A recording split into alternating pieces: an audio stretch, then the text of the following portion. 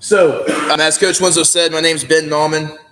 This is actually my first time being an offensive coordinator. I traditionally am a defensive-minded guy, so I try to attack offense how I would I'm just anticipating how the defense does everything. So I think that's kind of like my offensive philosophy. So, so we'll just go ahead and get right into it. So a little bit about me, just so you guys know. I played high school football at North Union. I had 3 head coaches in 4 years that had completely different offensive systems. So as a player, I'm used to adapting to different things. We were in the power I, the midline veer, and the wing T. So that's kind of like my football base of knowledge. In college, I played 1 year, but I was a defensive guy under Dean Paul at ONU. I was a running backs and linebackers coach at Ridgemont for a few years, being the defensive coordinator there. Then I came to Elgin from 2019 to now, where I was just a position coach my first year. And then when Coach Winslow got hired, I became his defensive coordinator. He put a lot of trust in me in that. And then this year, he's like, "Hey, I want you to take over the offense." So I said, "Sure, let's go ahead and run with it." Also, I put my email on here too if you guys ever need any questions or contact me for anything that way. So I'm going to say right now, I am not the expert. I'm not a expert. I'm just showing you guys what I know and what our system is and how we use it for our kids. So objectives today, our philosophy of power, why we do our numbering system, our variations of power, and these are just a few that we're going to cover today. Different formations, like we do things out of flat backs. Sometimes we can run power out of I formation, add the T, add the gun. Talk about what we do with our wing backs in power, their rules, their responsibilities. The fullback, talk about him, different techniques, different positions, and actually having that fullback power in there as well. Our different types of motions that we use, whether we're in a handoff situation or using the toss, and then countering power with our counter X or our double handoff on this particular one. So this is kind of where we are going to head today. So, all right. So power. Power is our foundation. Power is the first play that we run every single year. It's the first one we install.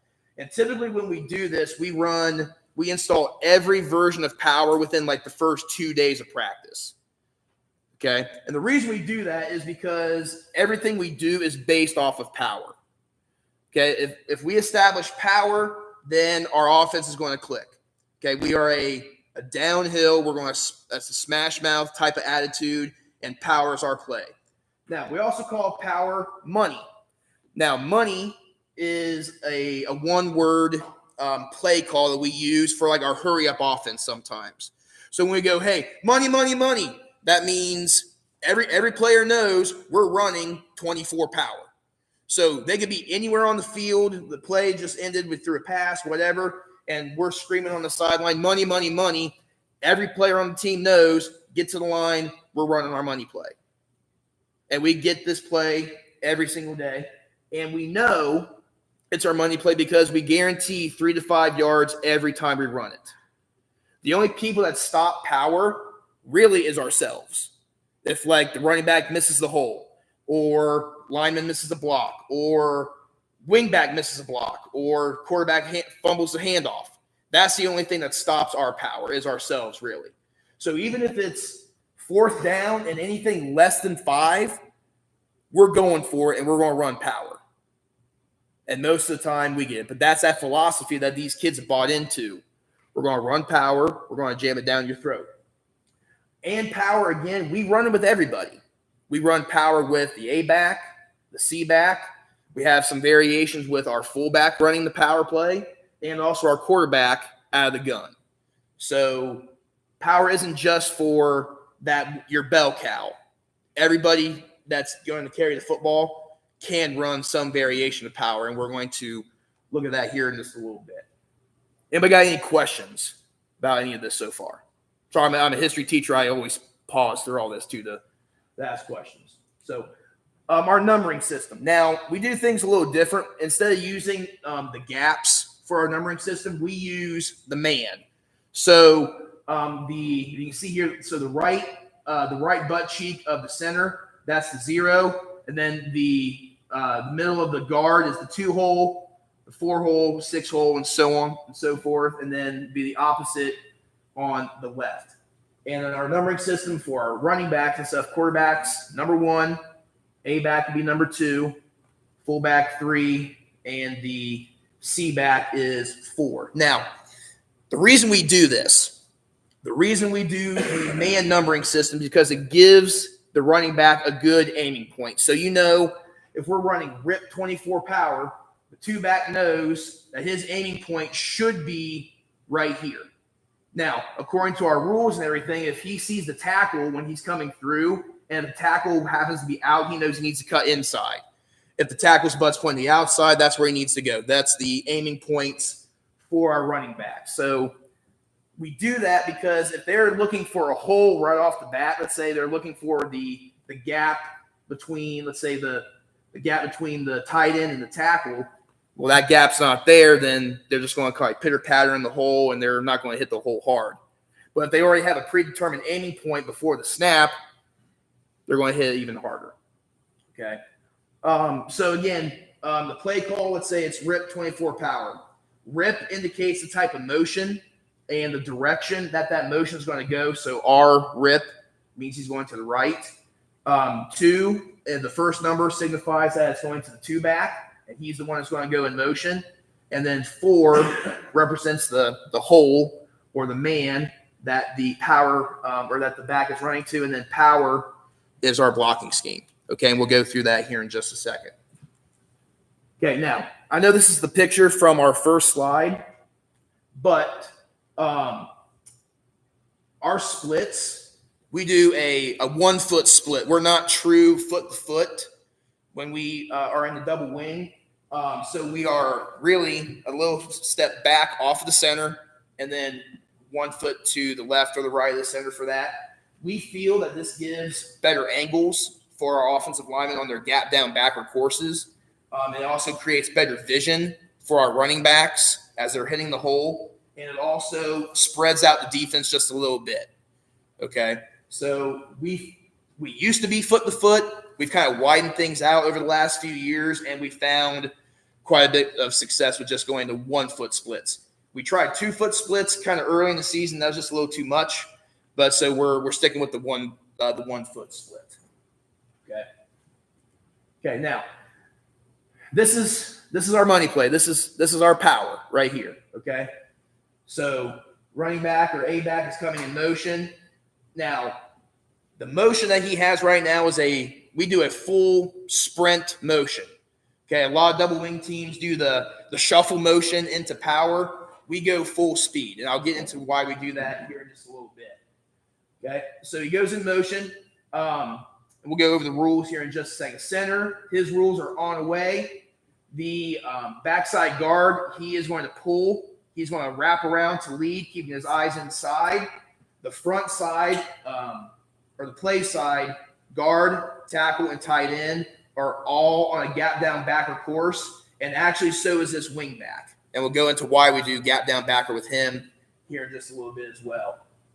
Backside tackle scoops to help protect the A gap, and then the backside tight end, when we are in deuce or our double tight formation, he is scooping through to that next inside linebacker. Okay.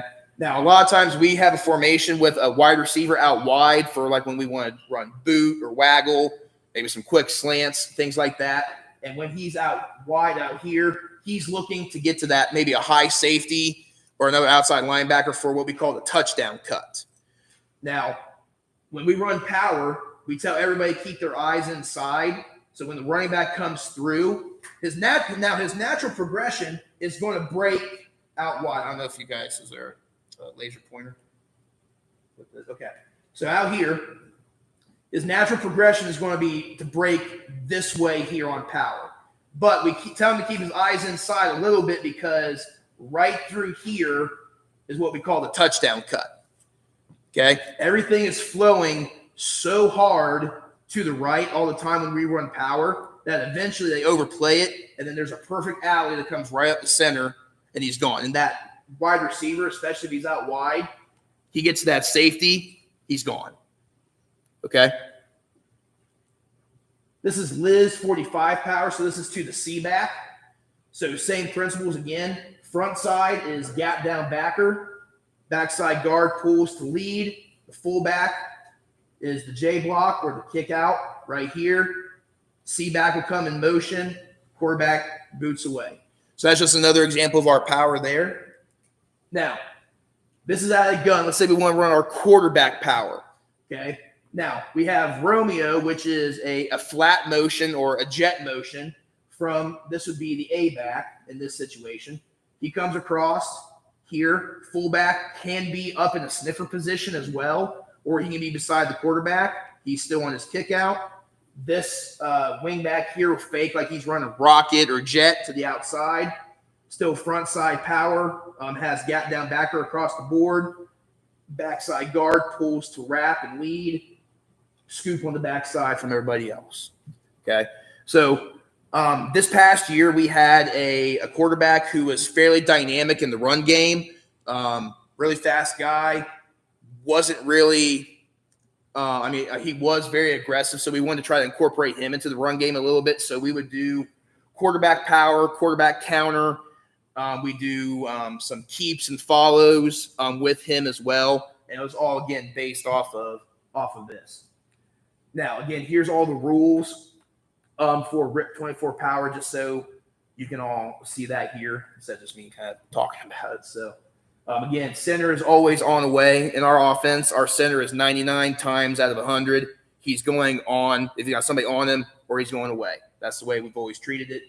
Now, we also don't flip our offensive lines. I should have said that just a little bit ago. We don't have a strong side and a quick side. We have a true right side offensive line and a true left side offensive line. The only thing that we'll flip our tight ends and we'll flip our running backs. So we still might have 25 power or 44 power.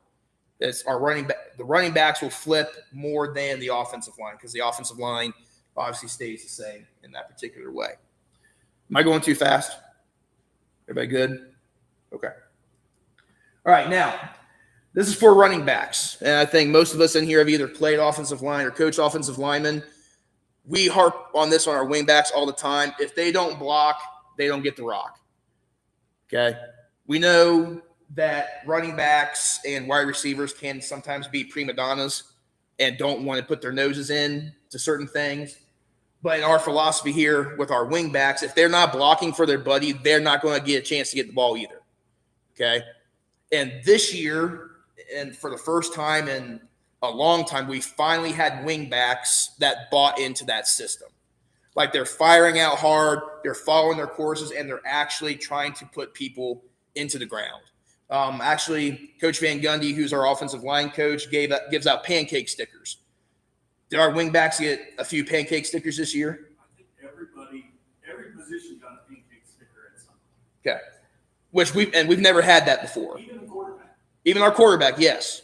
So our quarterback, if he's like booting away off of power, there's times where he is running so far downfield that he gets into the safety, and he would pancake the safety for our guy as he's getting ready to score.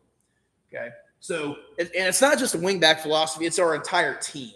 Our entire team is finally bought into 10 guys have to block because only one guy gets the ball. Okay, I mean, that's the simplest way of football that it can be. And I think they finally bought into that. But if you're not going to block, you're not going to get the rock. Okay, now, our wings. The reason that we have our wings do gap down backer. A couple years ago, we had our wings use what we call arc to crack. So what they would do is they would act like they're going to reach, like if we're running rocket or outside power or whatever, and then they would crack to that first linebacker. But now we're telling them to go gap down backer with the tight end. Now, our rules are, we'll go over here. Our rules are the kick man in power is the first man head up to outside the tight end. Now, there's some times where this end will crash inside. And so the tight end on his rules, gap down backer, if somebody's now in his gap or somebody's trying to cross his face, he now washes him down inside, and this wing back will wash everything in. So what this will end up doing is that it will make our J block or a kick out from our fullback. He'll turn into a log and he'll lead up through. So you'll see sometimes on our power, this end right here is completely gone, completely washed out. Okay. And another thing too is that when we did art to crack, these wing backs would be so late because these linebackers right here were usually so good at reading their keys, they would already be gone by the time they actually got out of the arc course. So we actually tell them to fire out, fire down, gap down backward to cut off the penetration or the blitzing or the read of that outside linebacker or safety. Okay, and it actually has improved our courses on power. We'll get to some film here in a little bit and show you guys. B-backs. There's a lot of information on here, so just bear with me. So when we first started, or when I was first here at Elgin, our B-back was in that sniffer position, like right behind the quarterback. Now, the best thing that we found about the sniffer position is that it allows the best course for his J block or his kick out, because he's literally flat down the line, first thing that crosses his face, that's when he kicks out, right? Well, when you're a B-back and you're back to 3.5, almost 4 yards of depth, that course becomes, you have to go down and then out to find your course for the kick out. So it makes the J block just a little bit tougher on our B-backs. But with the sniffer position, it's harder to get the B-back incorporated into the run game. So that's why we have ours backed up a little bit. The last few years, we've had multiple backs, A's, C's, and even B's that are dynamic runners.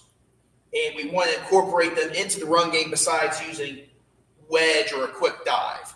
So we back them up a little bit so we can incorporate them on base. We even do sometimes a fullback rocket or a fullback sweep with that. So it makes it that much easier for them. The depth, again, it allows us to incorporate the B-back into the run game, base, trap, downside. Again, like I said, it's a harder course on those kickouts. So it puts a little more pressure on the kickout for the B-back, but it allows us to incorporate him into the run game that much more. So the kickouts for the B-back, again, it's first man head up to outside the tight end. That's his goal. That's his target. Now, there's times where, unfortunately, let's say somebody misses an assignment or there's a blitz that we can't pick up. It's the first man that shows up on his course. Okay, so yeah, he may be aiming, or his aiming point might be the defensive end. Let's say that outside linebacker blitzes so hard through the C gap that nobody can get to him. That's now the kick. So our running back knows to adjust his course off of where he sees the kick as well. Okay, let's see now the log. Like I said earlier, if there is no kick out, let's say everything's completely washed out, the B-back will turn and lead upfield, keeping his eyes inside, essentially like another pulling guard, right? So we have our guards, he's pulling, keeping his eyes inside. Now the B-back is going to be doing the exact same thing, just from outside the tackle box, basically, sealing everything back in. So when our running back sees that, he has the entire outside to do what he needs to do. Now, this is fullback power. This is B-back power. Now, Romeo 34 power. So on this, the reason we do this, we like to run jet motion, jet sweep a lot. It's a very effective play for us. So when they're seeing jet sweep or jet motion all the time, what happens is that this defensive end, this outside linebacker, and this overhang corner, they see jet motion in their face. What's their first instinct? They're going to start spiking it, right? They're going to start running to it hard. So what we do is we run this jet motion. This defensive end is going to come either way outside or so far upfield that's going to become an easy kick out for our A-back coming across. So our fullback then, he'll take a lateral step to his right, or a gathering step, whatever you want to call it, and then he is going to run the same course that he would like on base. We run base with our B-backs quite a bit. So it's his same, nothing changes for him, just now the A-back is the kick out for him on power as opposed to the B-back. Everything else stays the exact same. Okay? So this is just an example of how we incorporate the B-backs into our power game as well. Okay. Sprint motion versus shuffle motion. So one thing that we noticed when we were looking at our motions a couple of years ago is that when we're doing our shuffle motion, it looks very different from how we run power versus how we run rocket. And defenses would know what we're running by the different motions that we would use. So we came up with the idea, well, what if we use the exact same motion other than jet for every single play? So there's no difference between our motion for power versus our motion for rocket. Because if they're seeing the exact same motion, they don't know exactly what it's going to be. Now, some pros of all that, the sprint motion, that we're getting the A backs and the C backs especially, they're hitting the hole harder and faster. Okay? And also, the biggest thing that we found is that our ball security actually improved. We were not getting fumbles on quarterback, running back exchanges with the sprint motion. And part of that too is we'll get to that here in just a minute. Sorry. Now a negative side about the sprint motion. We've been wanting to do like retrace motion. So let's say we want to do let's go rip, retrace, 45 power. So the A back would have to come to a complete stop and then retrace. But coming from full sprint to that makes it a little bit harder. And the negative on the sprint motion is that our counter or counter X, it makes that double handoff just a little bit harder because you're at full speed. You're going to full speed again on the handoff, so it makes it a little tougher. Shuffle motion, again, it allows the back better vision hitting the hole because you're allowing to get the blockers out in front just a little bit, get that pulling guard to wrap around, get into the hole. The negative, though, is that power and counter X look different and everything else that way. And again, when we were in shuffle motion, for some reason, our ball security wasn't as consistent. It didn't make a whole lot of sense. But we found that we do the sprint motion a lot more, and our ball security has dramatically increased. When we went from the shuffle motion, or when we were in the shuffle motion, we had on average offensively, I'd say 4 to 5 fumbles a game. And then when we went to sprint motion, we're looking at maybe 1 every 2 or 3 games, whatever that percentage is on that. So it was a dramatic difference. Now, in our double wing, when we run power, we hand the ball off. We do not toss in power. This is all a handoff. Okay. Then again, the biggest thing is that we had better ball security.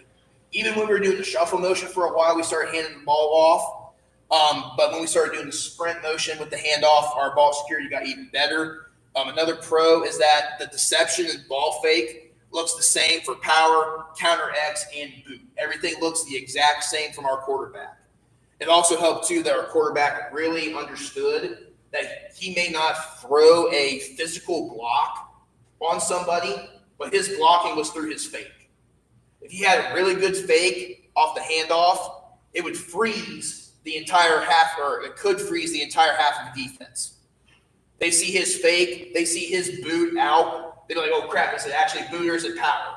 And it's that split second. You guys know, football it's a game of inches and it's a game of split second decisions. If you're not reading and reacting properly because you see a quarterback fake, that's all the difference between a 1 yard gain and maybe a 5 yard gain or a touchdown. Okay. Now, a negative off of using the handoff when we run power is that it takes the quarterback out of the blocking scheme. Okay. A lot of times when people run power, the quarterback tosses it back, he spins around, he folds in with the guard or the tackle kind of pulling up through the middle. Well, we kind of took that out just again because we were more concerned about our ball security than our quarterback kind of getting up into the mix of things. The toss, again, some pros of the toss for that. It did get the quarterback involved in the blocking scheme. Looks the same again from power and counter X. But the biggest thing here were the negatives. Our ball security was a lot worse when we tossed it, and our defense or the defenses weren't deceived by what we were doing near as easily. So that's why we have now gone to the sprint motions and the handoffs on power instead of the tosses. Okay, now, countering powers our counter X. It's our double handoff. So center, again, is on the way. So he's going back here. We have on, this is now technically the play side, so they're still gap down backer. The backside guard is going to pull to kick. Backside tackle is going to pull to lead, keeping his eyes inside. Backside tight end. Some teams, some groups have their tight end shoe shine or cut into this hole right here. We just tell our backside tight end to scoop into that B gap. The main running back or the primary back, he's going to come in motion, get the handoff. The play called back, so this would be our C back in this situation. He would step away like he's getting ready to reach or run rocket, and he would come back across and underneath, and then this would be a double handoff from the A back to the C back. Okay? Now, once he gets the handoff, he's got to plant real hard and get upfield into the hole. This is a counter X is designed for this play to hit between the tight end and the guard. It's going to hit right here. That's where it's supposed to hit. Okay? A lot of times the wing backs, they're coming so fast back across that they take it way too far outside, too late, and then the hole's already closed. Or if it's already closed and they got to go all the way out and around, and a lot of teams have good, disciplined backside defensive ends that hold their water right here, or that corner stays home. And so we have nowhere to go. So we preach to our C-backs when we run counter, and especially counter X, they have to put their foot in the ground and get vertical. Otherwise, it's not going to work. Okay? So now, hopefully I don't screw this up, I'm going to show you guys some clips of what our power kind of looks like.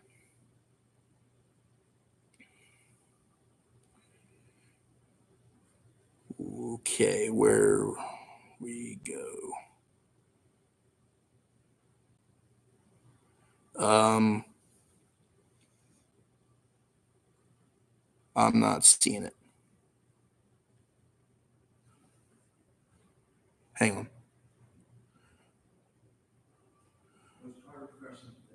Okay.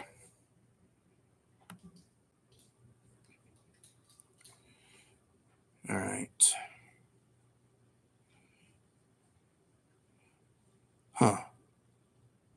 Double wing wedge, counter X. Hang on. Okay, that is not it. Hang on just a second. For some reason, it's not. I must not have shared that with you, Coach Winslow. I'm sorry. Hang on real quick, guys. I apologize.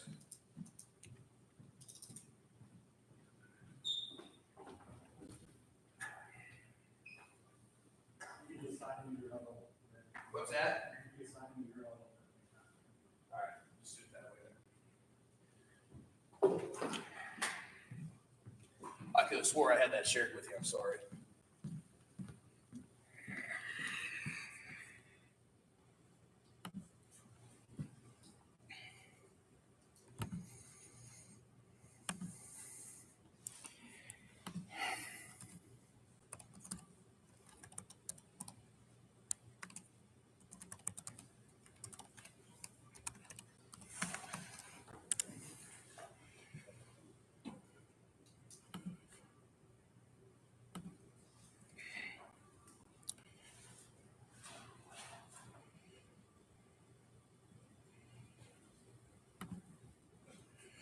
Okay, here we go.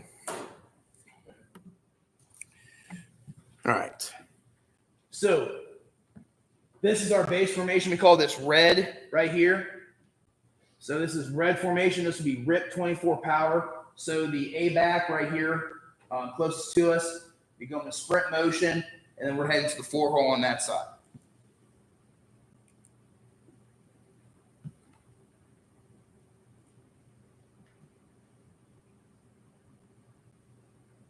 Okay.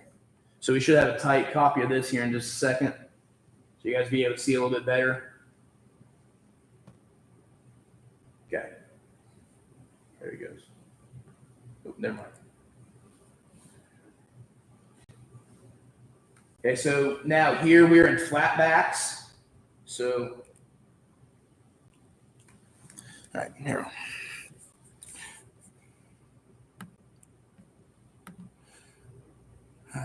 Come on now. All right, so here in flat backs, and we call this A. What is going on?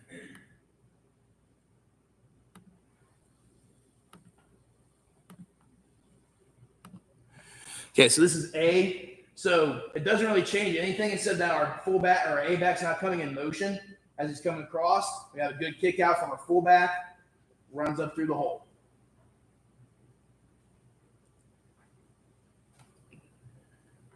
Okay, flat backs again.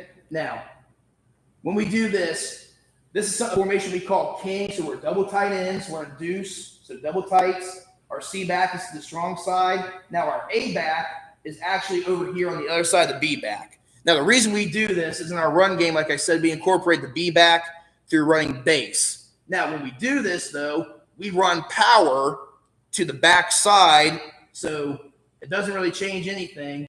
Fullback now is going to run his course. He's going to kick out this defensive end right here. The right guard is going to pull across, lead up through, keeping his eyes inside. A back is just going to be flat and then get vertical into the hole. So nothing really has changed here except the starting position of the A back. Okay, so this makes us very multi-dimensional with our formations and the play calling that we can do out of this. Gets up through the hole. Good run, good game. Okay, this is the same play a little bit later on in the same game. Decent kick. Now, I would have liked that A back to be a little tighter on his course because he would have had a better alley. Watch right through here. See the hole? Sorry, I'm trying to. The backside cuts all day long. Yep. There we go. Okay. Good kick. If he would have followed the guard instead of coming up on the tight end, would have been a much better play. But still, it's good. I mean, 5 yards is good. Okay? That was something we found out as a coaching staff is that when we were going through film, we were complaining about 5-yard gains, 7-yard gains, because we were that close so many times of having touchdowns or 50-yard run or whatever. But we're starting to nitpick on our guys like, hey, that could have been so much better, but we just got 3 yards out of that, 4 yards out of it.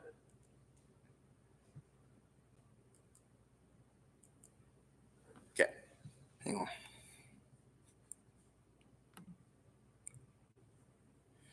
Okay, this is some other power here just as well.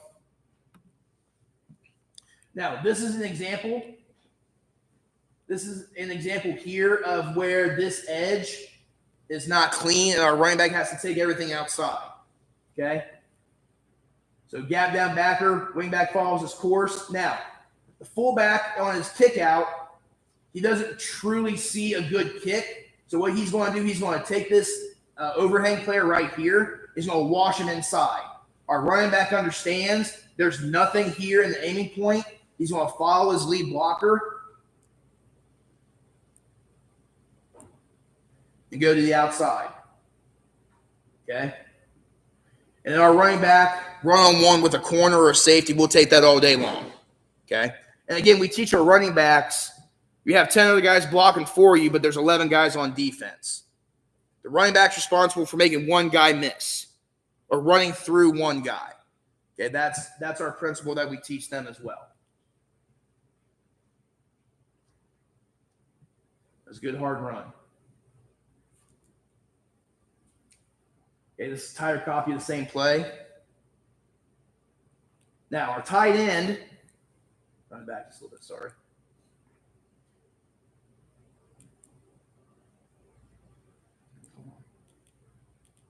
Okay, our tight end, we have a rule that says never let a man come inside of you when you're on the offensive line. Now, this tight end allows a little bit of penetration to the inside. It kind of gums everything up. That's why we don't have a true good kick and everything just gets washed down. Okay?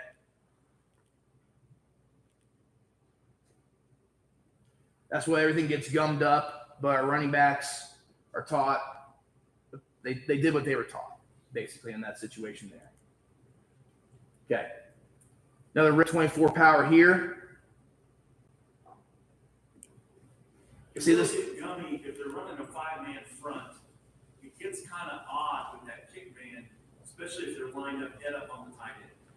Correct. Head up the inside. As rules say, he's inside, he's on him. But when the fullback gets all messed up because that's supposed to be the kick guy, then he has to think a little bit. Yep. You know, and that can be trouble. I'm sure those of you that have either run the double wing or seen a double wing, every time we run the double wing when we practice, we're anticipating a 5 to maybe a 6 or maybe even a 7-man front. They know we're going to run the football regardless of what formation they give us. Okay? So sometimes it's a little confusing for offensive linemen when they have so many guys there. Everything gets gummied up. But they follow their rules. Everything's going to end up being fine. They hit the hole hard. They fire out. They'll be fine. Okay? Now, this is what we talk about, that touchdown cut on this particular play here. Right here. When they keep their eyes inside, everything's overflowing this way.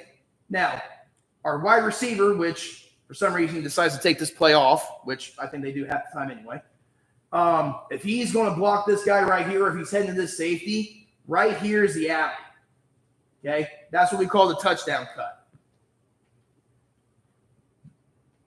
So if he wouldn't even touch the guy, Q, our running back, would still be running the ball.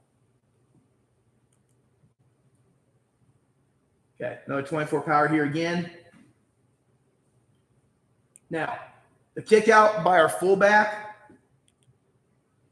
is, he's not getting a clear picture. He's not getting a clear window. All right? So he's kind of turned this into a log. But again, look, everything's washed down. Our wing back is fired out. Our guard is fired. Like, everybody is firing down the line. And now our running back again, who is basically an all-Ohio running back, is one-on-one with a 125-pound corner. We'll take that all day long. Okay? And that's one thing that we get when we run power all the time. This game, our running back Q, I think he had 200-plus yards on, I think, 15 carries, and all of it was, I think all but like 2 plays was power. Okay? Okay. Reduce Liz, 25 power, going back the opposite way. Finds the seam in the hole. Touchdown. Okay. Now I'm going to show you guys countering power here really, really quick, just so you guys can see it. Now this is from last year. We did counter X way better last year than we did this year. So shuffle motion, double handoff, up through. Okay. Now, this is why we teach the running backs to get their foot in the ground and get vertical, okay? So, our guard is going to kick out this guy, number 66, right here. Everybody else is going to gap down back, of course. The tackle is following him. He's going to keep his eyes inside, and he's probably going to hit this inside linebacker right here. Okay? Double handoff, real quick. Puts his foot in the ground, gets vertical. Now, this guy is wrong. He's wrong because he stops in the middle of the hole. Keep going. Go 100 miles an hour. Find somebody, okay? And as we keep going, Brecken, who's a pretty fast guy, gets to the touchdown. Now, again, we also have our wide receiver out here. He's looking for that corner, that safety. He's going to wash him down. Brecken makes a good cut. Touchdown. Okay, counter X again. Now, watch the flow of the defense. They're focusing on our motion so much. Now, these guys here, they understand that, I mean, there might be a stunt called or whatever, but they're still here on the edge. But we have 2 guys to take care of them. Everybody else is focusing on that first initial handoff. They don't see the double pull coming back with the inside or the second handoff. We come through, kick, better lead.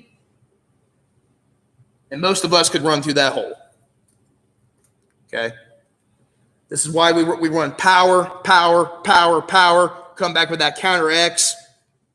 Coach Winslow likes to refer to as the touchdown play. Coach Van Gundy refers to as the fumble play. Because we do see – It's a drive kill. No, I'm just kidding.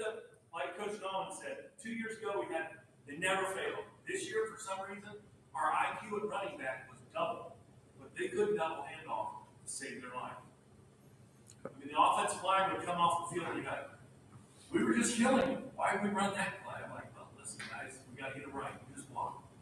So, but it's a killer play. Yeah. Last one here, and then I'll wrap everything up. So, again, double handoff coming back the other way. Now, this is why we teach to go inside. Okay? Double handoff, get up in right there. Now, when these linebackers and safeties, they're finally starting to kind of figure out, okay, what's going on. But again, we get 17 yards out of it. Okay. So that's all I had. Does anybody have any questions about power, counter X, our philosophy, anything? I got a question. Yes, sir. So let's say you're running 24. Okay. Right? We have problems with this. So say the backside end crashes really hard. I mean, really hard.